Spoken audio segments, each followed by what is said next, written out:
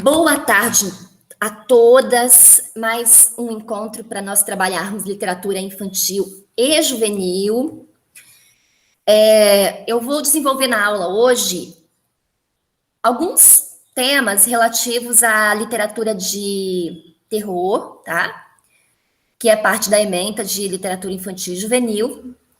Então, eu dividi a aula, assim, em alguns tópicos para trabalhar alguns gêneros do terror, ou alguns subgêneros do terror, né? E, ao mesmo tempo, trabalhar também alguns autores e obras importantes desse gênero. Então, eu dividi a aula em alguns tópicos chamados terror, horror, suspense e assombração. E antes que vocês me peçam, assim, mas Poliana, trabalha-se esse tipo de texto com crianças e adolescentes? Bom, eu acho que com adolescentes não há nem dúvida, né, acerca disso. O gênero terror e seus subgêneros horror, assombração, enfim, eles são muito atrativos para as pessoas em geral. Vocês podem abrir qualquer plataforma de filmes, enfim, de séries. Vocês vão perceber, assim, a quantidade de filmes ali, de séries que tratam dessa temática e como fazem sucesso. Ou também, se vocês forem a uma livraria, vocês vão perceber que há muitos livros dedicados a esse tema. Também os vídeos de YouTube Ai, gente, os meus alunos falam um outro...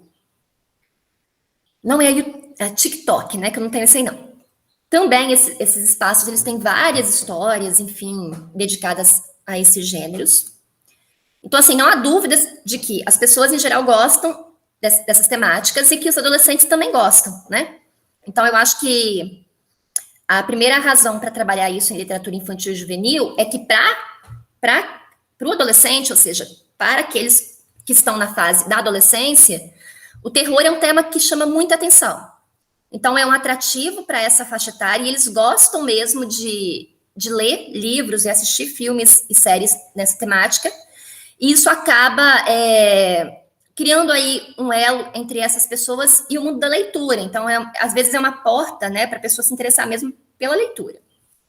Então, assim, acho que não há nem o que discutir o quanto esse público gosta desse tema, que é também um tema que os adultos gostam, né? Quanto a crianças, há controvérsias, assim, porque algumas linhas dizem que as crianças, elas gostam de histórias de terror e elas, então, deveriam ter acesso a elas.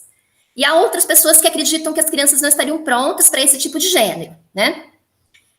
Eu creio, eu não sou uma pessoa que trabalha com a ideia da censura, eu acho que há histórias de terror, de suspense e de assombração com uma linguagem apropriada para as crianças, assim. Eu acho que desde que as histórias sejam, como eu posso dizer, feitas, né, para atender esse público, então elas tragam ali uma linguagem e imagens, assim, adequadas, elas também podem ser trabalhadas com a infância. Então, não sou eu, muitas pessoas defendem a ideia de que o gênero terror, horror, suspense e assombração é ideal para adolescentes, então ele tem, assim, ele é perfeito para literatura juvenil, e ele também é um tema possível para literatura infantil. Antes de começar a falar sobre eles e alguns autores, eu gostaria de saber se vocês gostam desse gênero, seja na literatura, ou seja no cinema, ou seja em séries. Vocês gostam de histórias de terror, horror, suspense e assombração? Podem falar aqui no chat.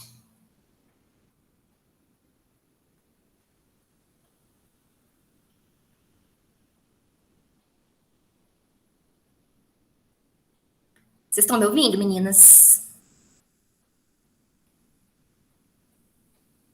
Eu tô com um probleminha no meu celular, eu acho que é o meu celular. Ah, entendi. Você não me ouviu? A Fiamma falou que não gosta muito, não. A Mariana também não curte muito isso. Tinha aula hoje, hein? Acho que não vai agradar, né? A Joyce, acho que ela não entendeu porque ela tá com probleminha. Pois é, gente. Há os que não gostam, mas eu posso dizer para vocês que se nós fizermos uma pesquisa, o número de pessoas que gostam supera. Assim, há muitas e muitas pessoas que são realmente ficcionadas nesse gênero. Não fosse isso, né, não haveria tanto sucesso em torno dessas produções. Vamos entender um pouquinho, então, quais são as características desses gêneros e os principais autores, e também entender que hoje a gente não trabalha esse gênero só na leitura, né?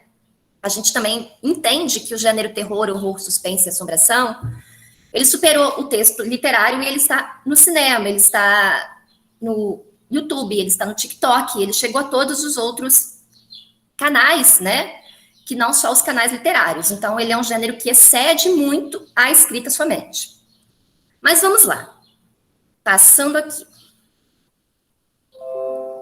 A primeira coisa que eu tenho a dizer sobre os gêneros de terror, horror, suspense, assombração, é que eles são narrativas.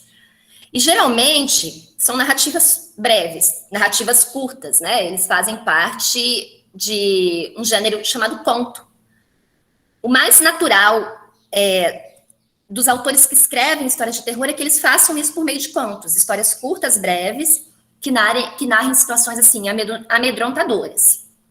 A narrativa é a exposição de um fato por meio de um narrador. Então, geralmente, os contos de terror, eles são narrados por alguém que viveu essa história, e aí esse narrador é em primeira pessoa, ou por alguém que conta uma história que ela ouviu falar, ou que ela, enfim, né, viu mais de longe, não participou. Então, as histórias de terror, elas são narrativas que contam, né, por meio de um narrador, histórias que se sucederam com ela ou não.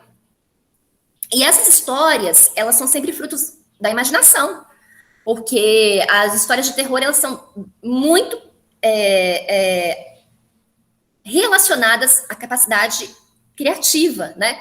Porque como elas muitas vezes excedem o real, o possível, elas demandam de quem as produz bastante imaginação.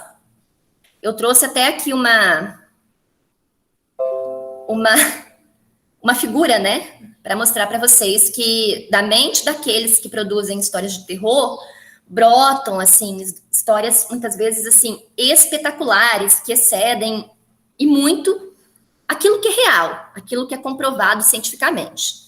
Então, uma das características da história de terror é a capacidade imaginativa, né, imaginária de quem a produz. Essas narrativas, elas são construídas a partir de elementos que estão presentes em todo o texto que se quer narrativo. Dentre eles, né, nós temos o narrador, nós temos as personagens, que nas histórias de terror, elas carregam, às vezes, características estranhas. Essas histórias ocorrem em determinado espaço e tempo, mas um dos elementos assim mais importantes na construção de uma história de terror é o lugar, né? Porque um dos elementos assim que marca a presença do gênero é a estranheza que está em torno do espaço onde aquela história ocorre. Então é muito comum que o espaço das histórias de terror sejam sempre frios, que sejam espaços muitas vezes abandonados ou envelhecidos, né, caóticos, enfim, e também que sejam espaços noturnos, assim, é natural que esses espaços sejam aqueles por onde as histórias se desenvolvem. E, nesse sentido, mais do que em muitos outros gêneros, o espaço muitas vezes passa a ser o grande trunfo de quem constrói uma história dessa, né? Porque é pelo espaço que se começam a construir ali as narrativas relacionadas ao medo. Nesse sentido, ganham vez, né, nas histórias de terror, as casas assombradas, as cidades abandonadas, né, os quartos que rangem à noite, sem nenhuma explicação, cemitérios, espaços onde aconteceram tragédias no passado, ou florestas nebulosas, né? E geralmente as histórias se passam também nos momentos noturnos, né? Também em lugares frios. Talvez por isso o Brasil, que não é bem, né, representado assim por esses símbolos, né? O Brasil é um país quente, o Brasil é um país tropical. Quando a gente fala em Brasil, a gente associa logo a algo diurno, né, e não noturno. O nosso país não tenha grandes escritores de histórias de terror. Não é um gênero que nasceu aqui. E não é um gênero que se desenvolve assim com tanta força aqui, né? Nós temos escritores de histórias de terror no Brasil, mas os principais escritores, as principais histórias, elas são geralmente produzidas por escritores europeus ou por escritores americanos, né? Porque elas têm ali essa relação com os ambientes escuros, invernos, enfim, um clima que não é muito nosso, né? Não que a gente também não tenha histórias de terror aqui. Também trabalha-se muitas vezes com castelos, casas abandonadas, espaços onde ocorreram guerras, né? Então, tudo isso remete muito ao velho mundo, a coisas que ocorreram em espaços que não o nosso. Continuando.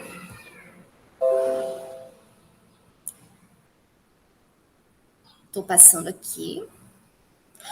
E aí eu chego naquilo que interessa a aula, que seria uma pergunta, né? Como que a gente poderia definir o gênero terror?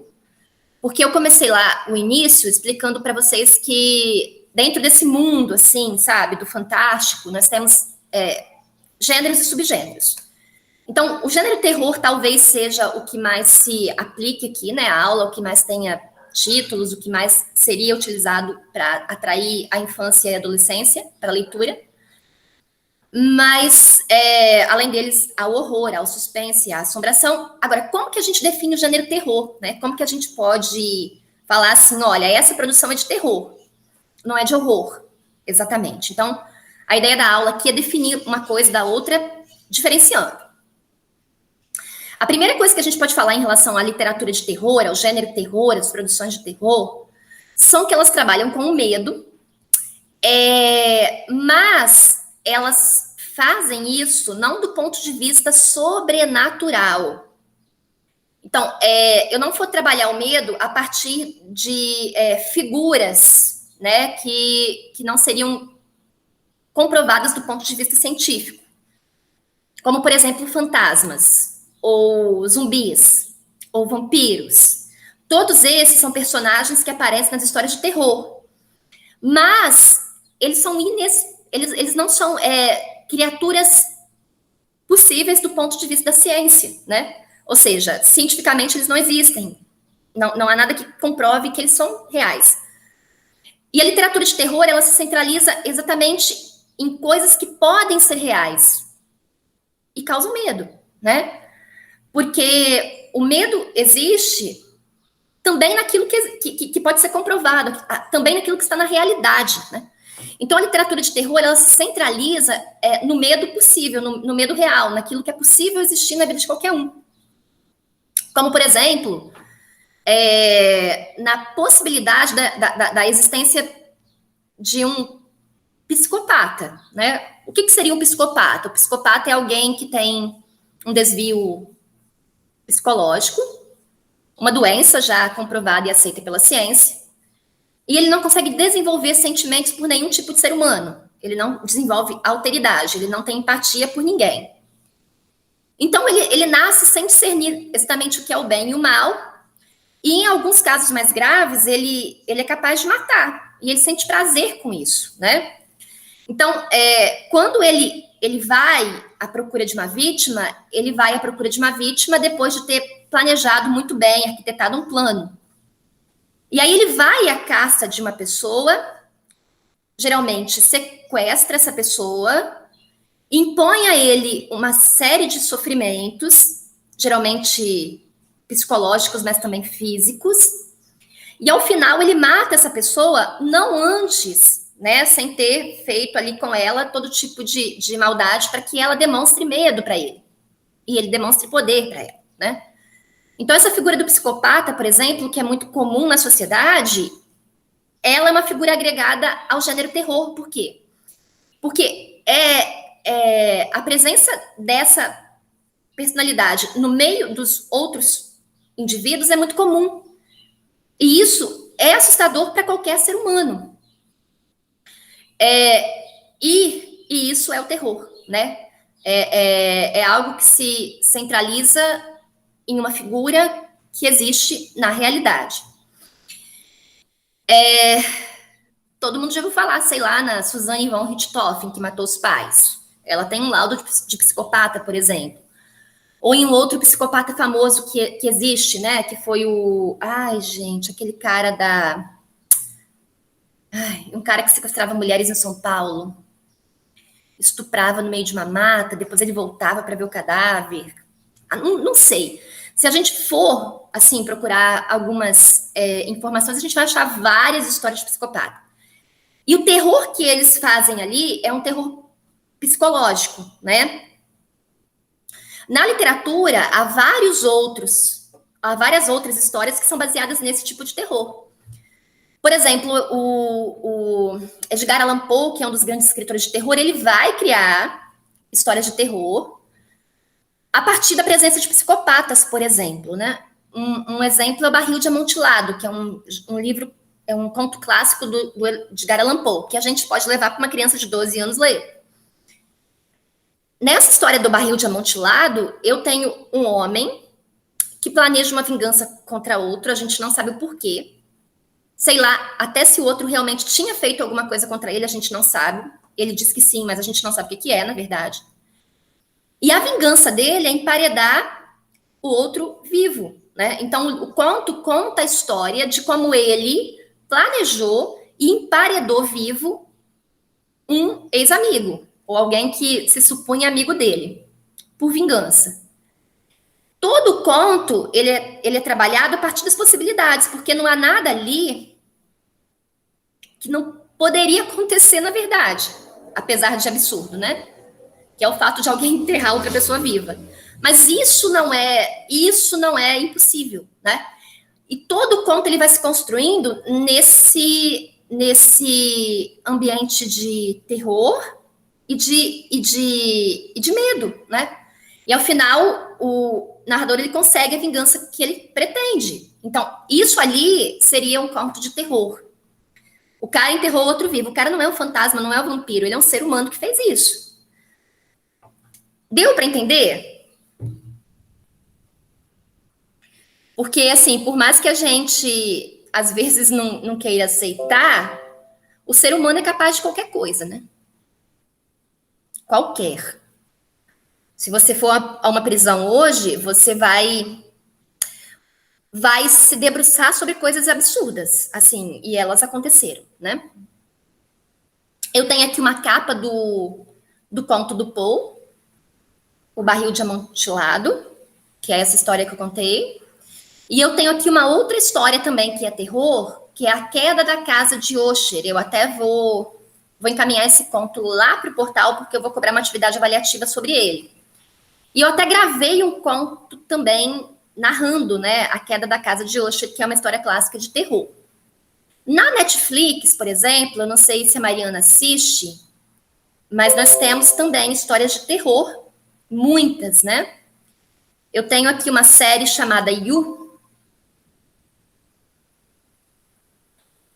É uma série que eu gosto muito, porque eu, ao contrário de vocês, eu gosto do gênero, tá? E eu tenho aqui uma história que é terror, porque o personagem principal, que é esse rapaz aqui, ele é um sociopata, né? Ele é um psicopata, e ele ataca mulheres, né? Mas, assim, é construído em torno daquilo que ele faz ali, todo um enredo. E ao final, ele vai como psicopata que é, né? Enfim, assassinar essas mulheres. Toda a história gira em torno dessas doenças mentais que esse rapaz tem. Mas nada do que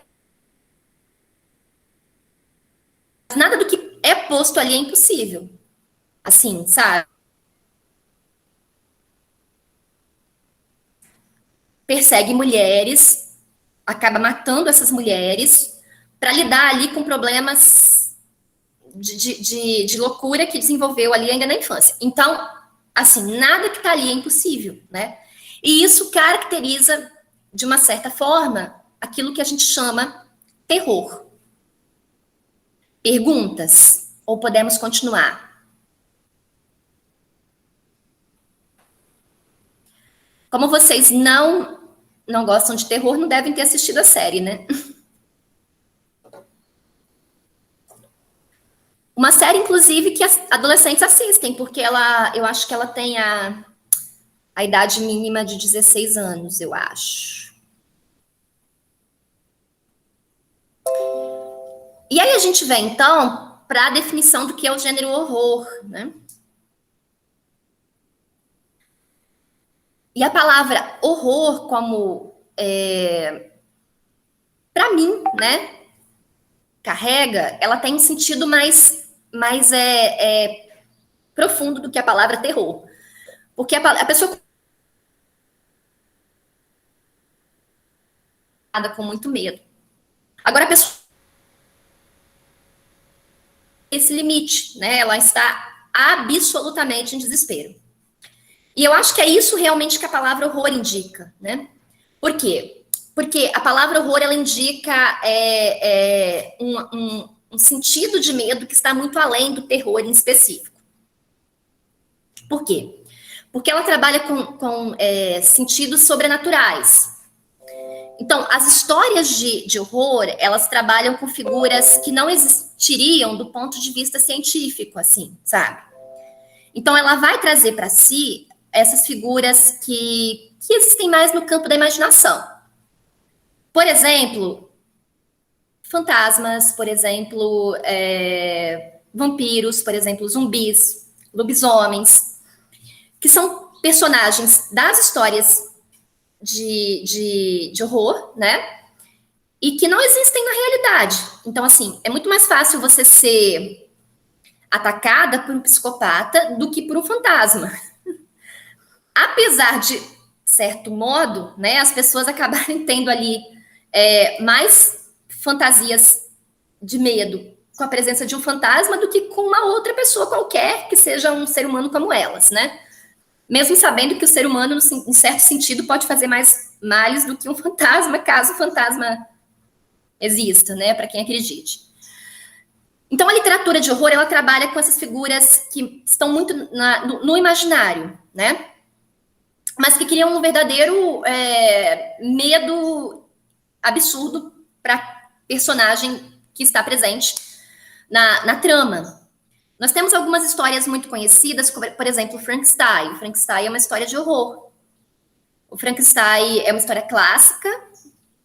Talvez as pessoas não tenham tanto medo hoje, porque ela já foi adaptada, ela já foi adocicada. Já até algumas historinhas infantis que trabalham com Frankenstein de uma maneira mais menos pesada, como é na obra real, né, na obra oficial. Mas o Frankenstein, ele trabalha com a ideia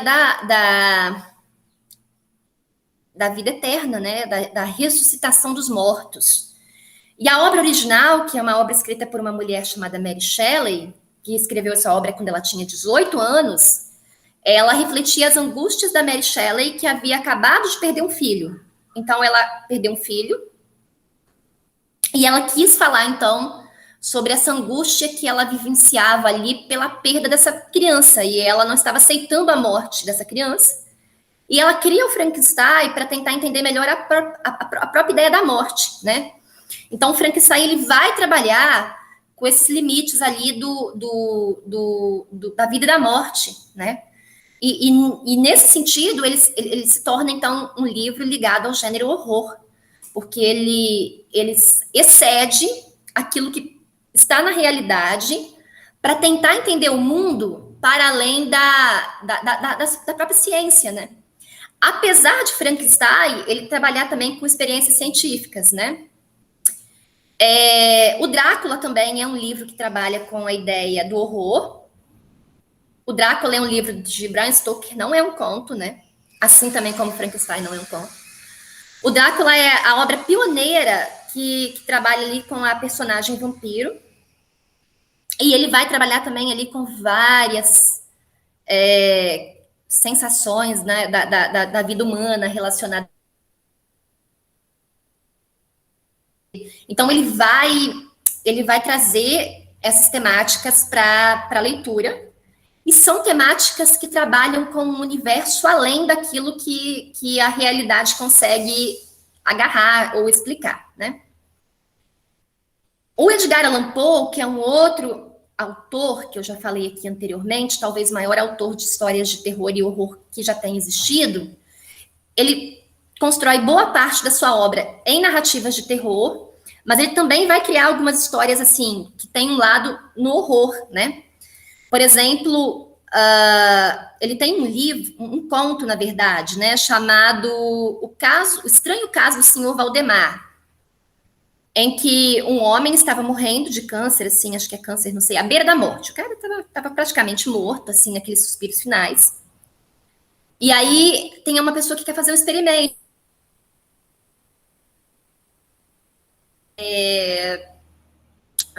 Hipnotizá-lo. Ele é hipnotizado no momento da morte. Naquele momentinho quase final da morte, né? Porque eles acreditavam que uma vez hipnotizado, ele não morreria. Então, eles mantêm ele hipnotizado e ele realmente não morre. Porém, o corpo dele, sim. Então, assim, mesmo vivo, mesmo ali falando, ali fazendo o que as pessoas mandam, o corpo dele começa a apodrecer, né? Então, também é um clássico do gênero. O Lovecraft também é um autor de histórias de horror. Ele também escreve terror, mas muitas das histórias que ele escreve são histórias de horror também. E se a gente for a filmes e séries em geral, nós encontraremos várias histórias de horror que muitas vezes confundimos ali com histórias de terror, né? Agora, tem histórias de terror, porque é muito difícil limitar exatamente uma coisa e outra. Tem histórias de terror, por exemplo, elas são baseadas ali num psicopata, alguma coisa assim. Mas em algum momento, aquela história ela trabalha com uma imagem, com alguma coisa que ela cria um asco imenso numa outra pessoa, né? E aí, esse asco, essa coisa horrorosa que cria em mim, um medo imenso, assim, absurdo, isso também pode ser horror. Então, uma história de terror, ela pode se centralizar mais no terror e ter momentos de horror, né? Então, não necessariamente os gêneros são indissociáveis. Assim, tem que ter esse cuidado.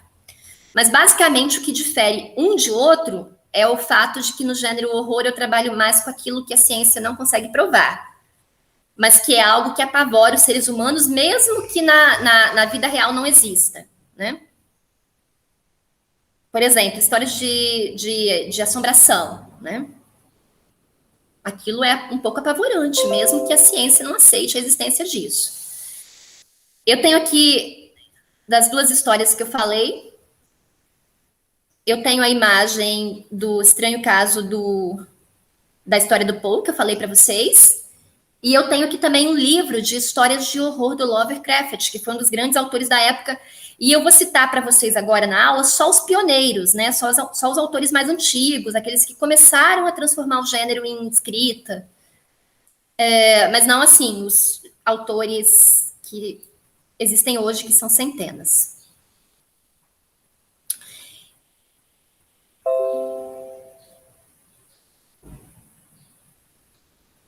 Por que as pessoas gostam disso, né? Vocês duas não gostam, tive esse azar. Mas as pessoas gostam. Nós não podemos negar que as pessoas, em geral, amam histórias de terror, né? E há muitas pessoas que se interessam por explicar isso. Por que as pessoas gostam de histórias de terror? Por que elas gostam de histórias de horror? Inclusive muito jovens. Tem um autor que pesquisou o assunto chamado Todorov. Segundo Todorov, as pessoas gostam de histórias de terror porque essas histórias são metáforas de grandes medos que a sociedade tem. Então, apesar de nós vivermos numa dita civilização, né, organizada, que tem um Estado e um Estado que tem segurança, tudo isso entre aspas, tá? Apesar de a sociedade ter, né, assim, na superfície, uma organização que nos dá uma certa segurança, nós sabemos que, no fundo, a vida não é tão tranquila como gostaríamos. Ou seja, por mais que as coisas aparentem estar tranquilas, o perigo nos rodeia. Nós não podemos confiar, muitas vezes, nem nos nossos semelhantes. Não podemos confiar, muitas vezes, infelizmente, nem o poder que a polícia tem para nos proteger. Então, de certa forma, mesmo que inconscientemente, nós sabemos que não estamos tão seguros assim. Então, as histórias de terror, de uma certa forma, elas representam ali os nossos medos, as nossas angústias. E nós vamos até elas, né, para tentar encontrar respostas, para tentar encontrar saídas, para tentar encontrar rumos, para os nossos próprios medos, assim. E muitas vezes esses medos, eles podem ser em relação à violência física que a sociedade hoje possui. Linhares mesmo é uma sociedade muito violenta, por exemplo. Ou medos relativos à nossa vida particular mesmo, né? Porque muitas vezes convivemos com pessoas tão próximas e elas também podem ser perigosas e às vezes a gente nem sabe, né? Mas intui. Então, assim, é todo um processo de medo que já existe na nossa alma, e esse medo a gente vai tentar entender por meio dessas obras, né? E aí eu trouxe aqui alguns exemplos de livros clássicos, por exemplo, aqui o Frankenstein, da Mary Shelley, que tentou entender a morte. É um livro que eu recomendo muito, porque ele vale muito a pena, mesmo para quem não gosta de histórias de terror. Ele é um livro que fala muito profundamente na nossa alma, e é muito gostoso de ler. É um livro de umas 80 páginas, assim, com uma leitura fantástica. Eu tenho um segundo livro aqui, que é O Silêncio dos Inocentes, que é um clássico. Também tem um filme com esse nome, muito bom também, né? E esse filme trabalha com a força do mal por meio da presença de um psicopata. Então, assim, enquanto o Frankenstein seria uma história de horror, o Silêncio dos Inocentes é uma história de terror, né? Porque ele trabalha ali o lado psicológico, com a presença de um psicopata. Mesmo que em alguns momentos esses personagens eles façam coisas ali no livro do Silêncio dos Inocentes que sejam muito perturbadoras, né?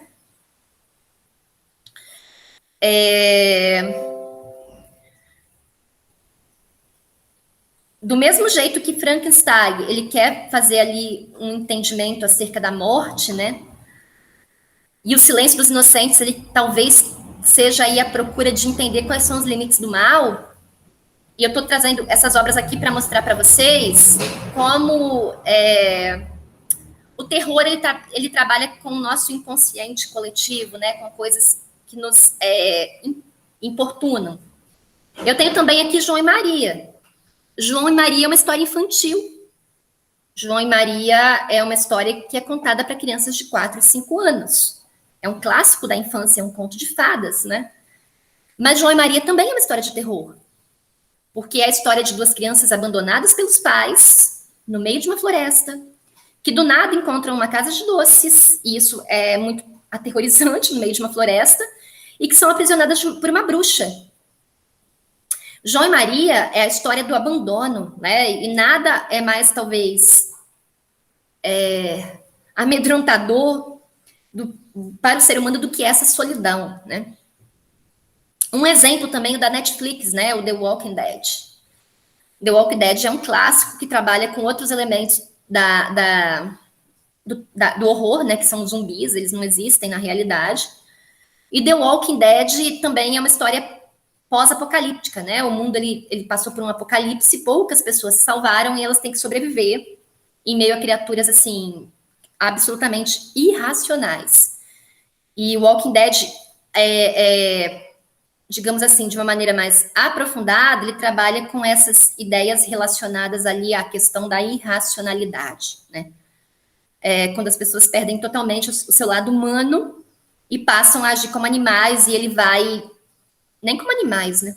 Então, ele vai trabalhar nesse sentido ali, esse medo mesmo de estar entre criaturas estranhas, né? Então, todas essas obras ali, como eu falei para vocês, elas mexem com o nosso inconsciente, com algumas fragilidades que nós carregamos como seres humanos, assim, com algumas angústias mesmo, com angústias que temos, né?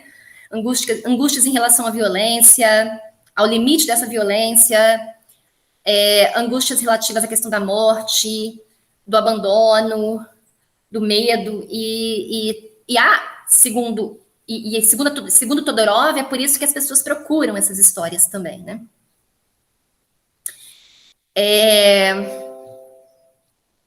Então, eu acabei já explicando esse próximo slide aqui, porque o gênero é atrativo, né? E eu acho que uma frase que representa muito bem isso é uma frase também do Lovecraft, né? Que é um dos autores de horror mais conhecidos, um dos mais antigos. E ele, além de escritor de histórias de terror e horror, ele também era alguém que escrevia sobre o gênero, então ele fazia crítica literária, né? Então ele fala o seguinte, ó, a emoção mais antiga e mais forte da humanidade é o medo. Então os homens, por natureza, eles têm medo. E é até o medo que está ali na base da sua evolução, né? Eles foram construir casas para poder se proteger. Eles foram descobrir o fogo para talvez se proteger de animais. Então, assim, as suas descobertas foram, muitas delas, influenciadas pelo medo, né? E esse medo, ele tem um ponto, assim, até positivo na questão da própria evolução humana. E o homem não deixou de tê-lo, né? Mesmo que o mundo tenha evoluído. Então, ele fala que a emoção mais antiga e mais forte da humanidade é o medo, e o mais antigo e mais forte de todos os medos é o medo do desconhecido. Então, a gente vai ter o medo daquilo que a gente não conhece, principalmente, né? Que é a morte, que é aquilo que não pode ser explicado pela ciência. E talvez, assim, o medo também da maldade que o outro ser humano possa ter, ou seja, qual o limite da maldade dos outros, né? Esse medo ali, desse limite, até onde o ser humano pode chegar. Se já houve mulheres que cortaram a cabeça do filho e puseram numa panela, então, assim, né, é muito... Qual o nosso limite, né? Eu acho que é um medo que nós temos também. E procuramos esse entendimento por meio da aproximação com essas histórias. Eu trouxe aqui as duas figuras mais importantes das construções de histórias de terror. O primeiro é o Lovecraft e o segundo é o Edgar Allan Poe. Eu confesso que eu gosto mais do segundo, apesar de eu achar o primeiro bem maluco, assim. Ele consegue ter uma imaginação que vai muito longe para construir as suas histórias, que geralmente são de horror. O Allan Poe, ele constrói os dois gêneros. Ele constrói terror, ele constrói horror, ele mistura, e ele é fantástico, assim, de todos os modos.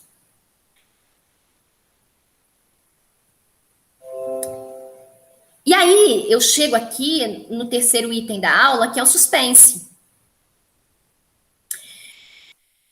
Eu falei das histórias de terror, eu falei das histórias de horror, e agora eu chego no suspense. O suspense, ele é um gênero também, mas a gente tem que entender o suspense por dois sentidos. Ele tanto é um gênero literário, então você constrói uma história gerando suspense no leitor, no interlocutor, né? Ou seja, o que é gerar suspense em alguém? É criar situações em que a pessoa que está lendo a obra, ela se surpreenda com aquilo que ocorre na própria obra, né? Ou seja, sejam criadas situações que são surpreendentes para quem tá ali lendo ou assistindo.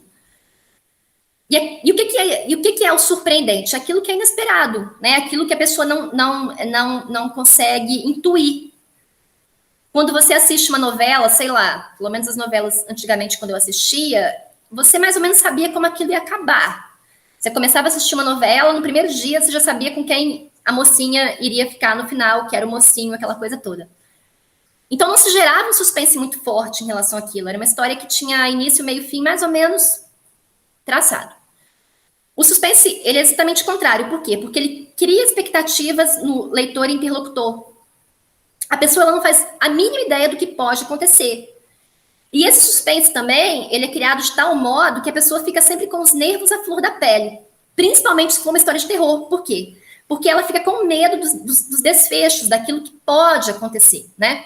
Então, é tudo posto ali para que ela fique presa à história, é tudo posto ali para que ela sofra com a história do mesmo jeito que a personagem e que ela tenha temor em relação ao que essa personagem vai sofrer, uma vez que ela mesma não sabe exatamente o que pode acontecer, né? Agora, o suspense ele pode ser um gênero, então eu posso assistir um filme inteiro de suspense, eu posso ler um livro inteiro de suspense, mas ele pode ser um recurso. Então, lá na história de terror, eu posso ter suspense, que não define aquela história, mas que está ali para valorizar, né, aquele momento. Do mesmo jeito, o suspense pode estar presente na história de horror. Então, ele pode ser um recurso eventual para uma história de terror e horror. Ele pode ser um gênero separado, que trabalhe com questões psicológicas nem tanto assim ligadas ao terror ou ao horror. Agora, o que caracteriza ele é a tensão, né? Ele sempre deixa o leitor muito tenso do começo ao fim, e esse suspense acaba levando o leitor a ter muito interesse em continuar, ou lendo ou assistindo. Então, é um tipo de gênero que, para a formação leitora, principalmente para a formação da paixão pela leitura, é muito interessante, porque ele prende o leitor, né? Então, para os primeiros anos de formação leitora, alunos de quinto, sexto, sétimo ano, enfim, adolescentes, é muito interessante levar esse tipo de gênero.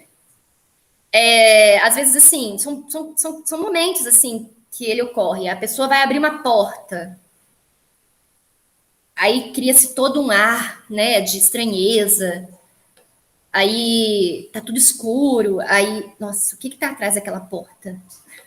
Aí você já cria todo um ambiente de suspense. Ou você tá no meio de uma estrada, do nada, com o seu carro, de repente o pneu do carro fura. Aí você sai do carro e viu que alguém botou alguma coisa ali pro pneu furar. Uma armadilha. Poxa, você já fica todo tenso ali, lendo ou assistindo um negócio desse. É o suspense. E você quer saber o que vai acontecer. E também você começa a se preocupar com essa pessoa que está ali, né? Nesses gêneros predominam as situações de tensão, né? Temor, as pessoas acabam tendo sustos ali, porque elas quase que se sentem naquele momento ali que os personagens estão. Eu gosto muito também. Eu trouxe aqui 2 sugestões na Netflix. Eu tenho um filme chamado Contratempo. Esse filme ele é só suspense, assim, sabe? Total. Eu até sugeri porque ele não trabalha com terror e horror, ele é suspense. Então, para você entender exatamente como que o suspense acontece, sem necessariamente ter a presença do terror ou do horror. Porque o suspense ele quase sempre está nas histórias de terror e horror, mas ele pode acontecer sozinho. Então, eu trouxe ali a sugestão do filme Contratempo, que é excelente, é uma história de suspense. Na Netflix, eu tenho também o filme Bird, né? Não sei se vocês já assistiram. Ele é um filme que trabalha com suspense, mas ele já tem um lado do horror também. Todos os 2 filmes são muito bons e muito premiados.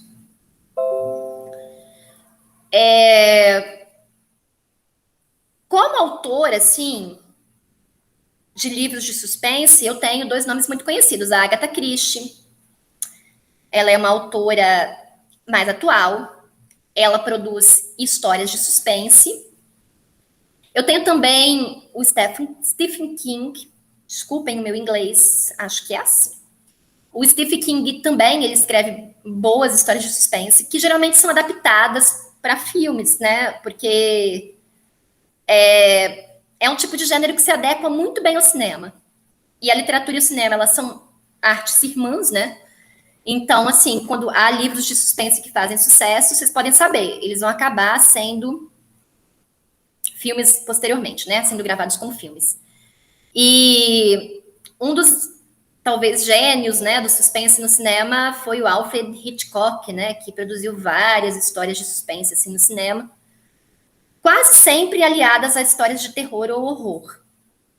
E um bom suspense, ele deixa o leitor instigado, né, surpreende, envolve esse leitor nessa história.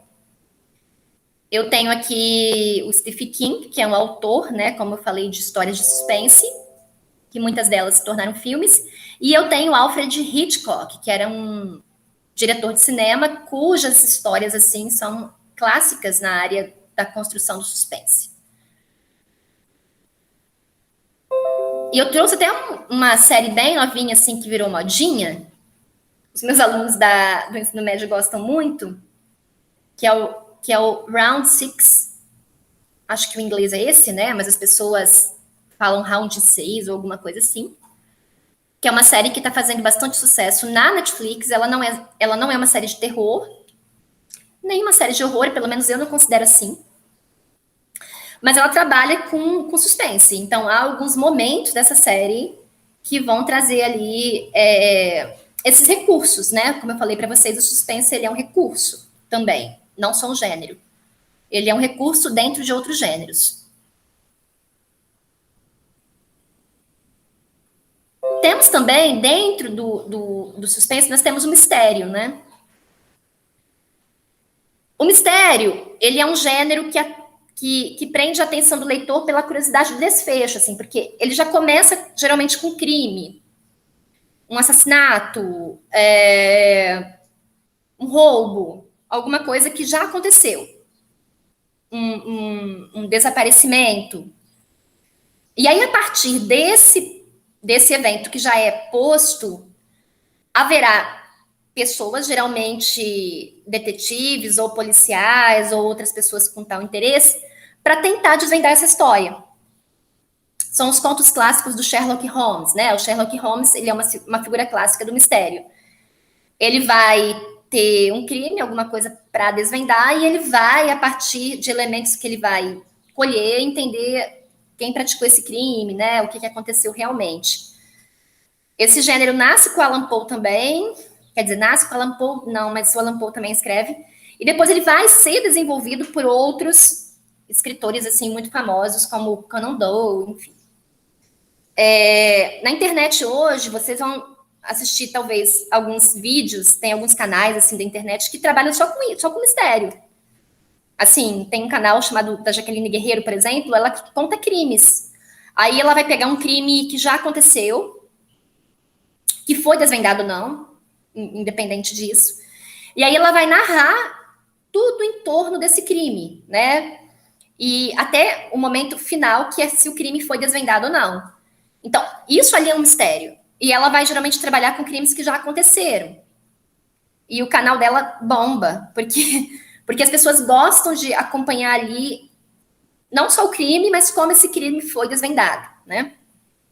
Por isso que histórias famosas como da Isabella Nardoni, Suzanne von Richthofen, esse caso que está muito falado agora, que é o caso do menino Ri, eles acabam fazendo sucesso mesmo sem histórias reais. As pessoas começam a se interessar. Depois essas histórias acabam virando filme ou livro. Nós temos um filme agora chamado A Menina que Matou os Pais, O Menino que Matou Meus Pais, alguma coisa assim, que conta a história da Suzanne von Richthofen. A Netflix tem uma série também que conta a história de Elise Matsunaga, e são construídos a partir das ideias ali relacionadas ao mistério, né? Em que um crime vai sendo traçado.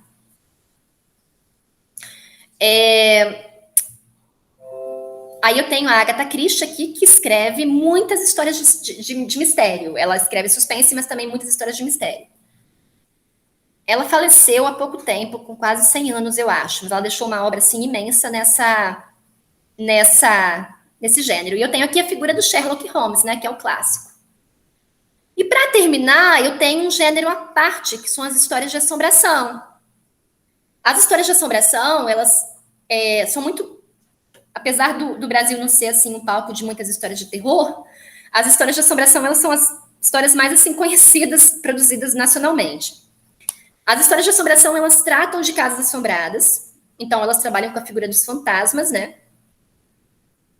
Que são histórias sempre baseadas em temas relacionados a fantástico, ou seja, aquilo que não pode ser comprovado pela ciência, porque a ciência não comprova a existência de fantasmas, mas muitas pessoas acreditam neles, assim, acreditam que eles estão em interação com seres humanos.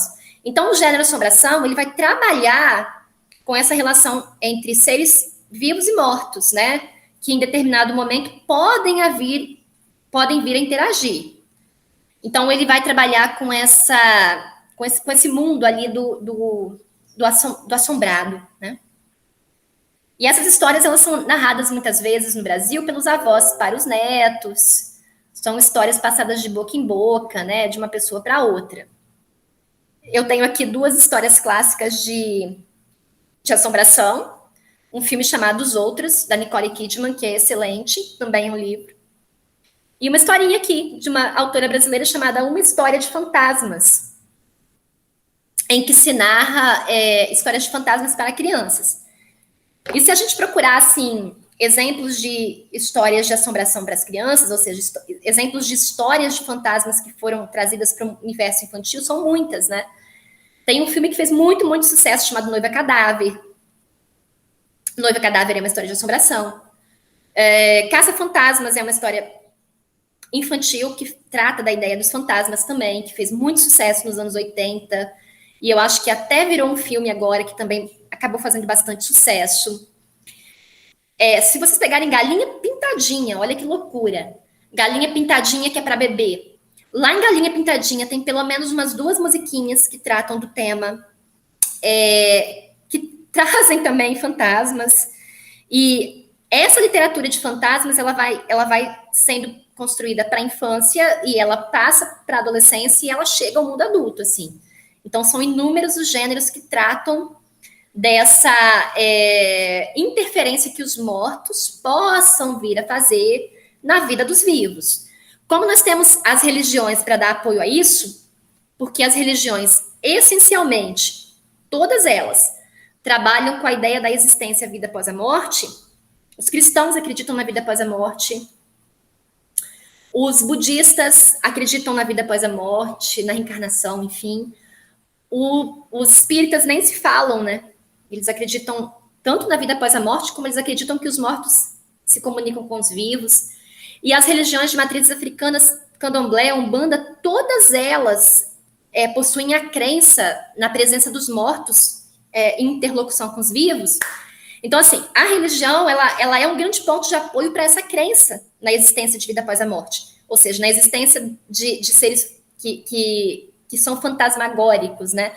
Então, a literatura vai até esse campo de imaginação ali que a religião, de certa forma, alimenta, e ela vai criar, então, uma série de personagens relacionadas a esse mundo que está além da própria vida, né? Então, são muito comuns as histórias de fantasmas. No Brasil, elas são tradicionais no interior, então as pessoas do interior sempre têm uma história para contar de alguém que viu alguma coisa, de alguma coisa que aconteceu com o tio de alguém. Então, vira e mexe, a gente sempre escuta histórias que foram contadas pelos avós e que chegaram até nós e que têm uma relação com os mortos, né? O que não é diferente no mundo do cinema, no mundo da criação literária. Os mortos aparecem ali. Porque se o gênero terror, se o gênero horror trabalha com aquilo que a gente não consegue explicar, com aquilo que nos angustia, né? Talvez a morte seja aquilo que mais nos perturbe. Como sentido geral, assim, da própria existência, né? E talvez também aquilo que mais nos amedronte. Porque há algumas pessoas que querem morrer, que são suicidas, mas eles são muito poucos. E aí eu trouxe aqui para vocês os principais autores dos gêneros, são os autores pioneiros. O que são os pioneiros? São aqueles que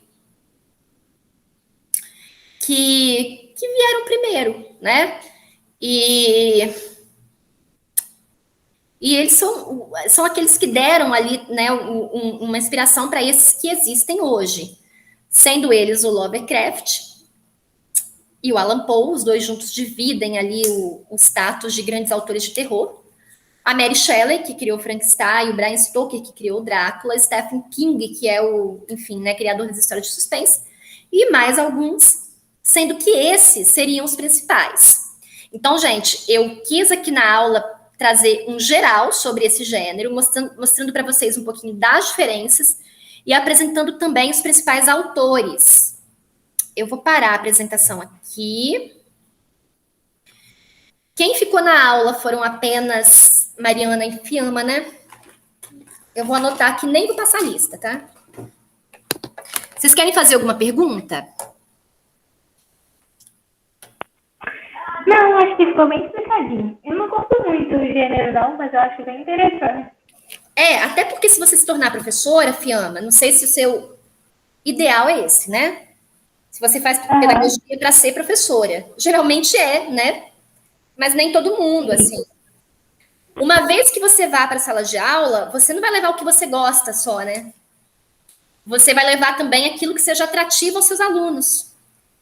E se você fizer pesquisas, se você acompanhar pesquisas, em geral, as crianças amam. Então, assim, é um tipo de gênero que atrai a criança para o mundo da leitura. Porque ele vai atrair para ela começar a ler. Muitas pessoas